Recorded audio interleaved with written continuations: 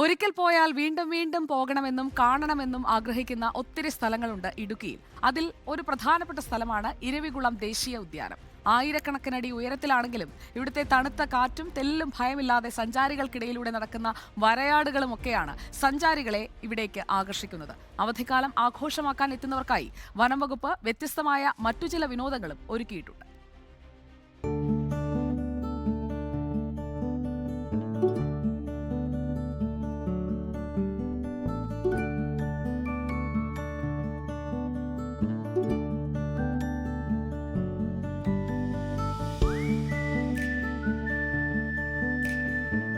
വരയാടുകളുടെ പ്രജനനകാലത്തെ തുടർന്ന് അടച്ചിട്ടിരുന്ന ഇരവികുളം ദേശീയ ഉദ്യാനം അവധിക്കാലത്തിന് മുന്നോടിയായി ഏതാനും ദിവസങ്ങൾക്ക് മുമ്പാണ് സഞ്ചാരികൾക്കായി തുറന്നു നൽകിയത്.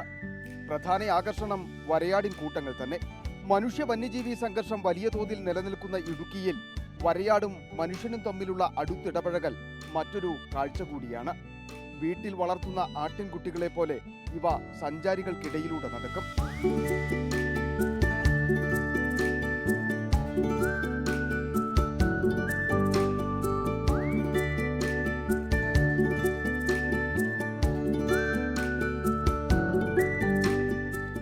ഇരവികുളം നാഷണൽ പാർക്കിന്റെ ഏറ്റവും വലിയ ഇതെന്ന് പറഞ്ഞാൽ ഇവിടുത്തെ ഈ വരയാടുകൾ തന്നെയാണ്. അപ്പോൾ ഫാമിലി ആയിട്ട് എപ്പോഴും ഒരു ട്രിപ്പ് അടിക്കാന്നൊക്കെ തോന്നുമ്പോൾ ഇതുപോലെയുള്ള സ്ഥലങ്ങളാണ് ചൂസ് ചെയ്യാറ്. കാലാവസ്ഥ കുറച്ചൊരു ഇതുണ്ട്, എന്നാൽ പോലും കാറ്റ് തണുത്തത് അടിക്കുന്നതുകൊണ്ട് വലിയ ബുദ്ധിമുട്ടില്ല. വന്യതയുടെ നടുവിൽ നിന്ന് വരയാട്ടിൻ പറ്റങ്ങളെ കാണുന്നതിനായി മലമുകളിലേക്ക് എത്തുവാൻ വനംവകുപ്പ് വാഹന ഗതാഗത സൗകര്യങ്ങളും ഒരുക്കിയിട്ടുണ്ട്. രാജമലയിലേക്ക് എത്തിയ വരയാടുകൾ മാത്രമല്ല, വേറെ കുറച്ച് അടിപൊളി കാഴ്ചകളും വനംവകുപ്പ് ഇവിടെ ഒരുക്കിയിട്ടുണ്ട്. എന്താണെന്നല്ലേ പോയി നോക്കാം.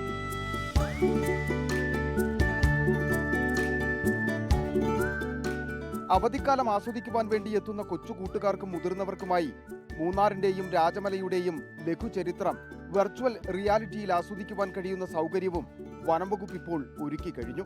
ഇതും വ്യത്യസ്തമായ അനുഭവമാണ് സഞ്ചാരികൾക്ക് പകർന്നു നൽകുന്നത്.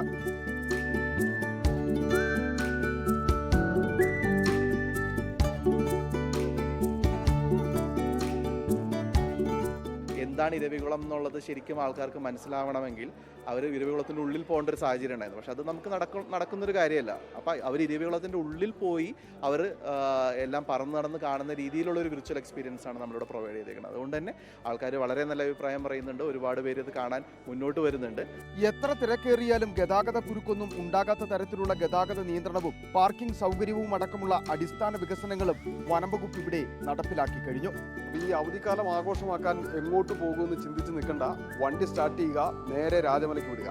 വീഡിയോ ജേർണലിസ്റ്റ് ജിതിൻ ജോസഫിനൊപ്പം reporter Sandeep Rajakkad, in reporter Idukki.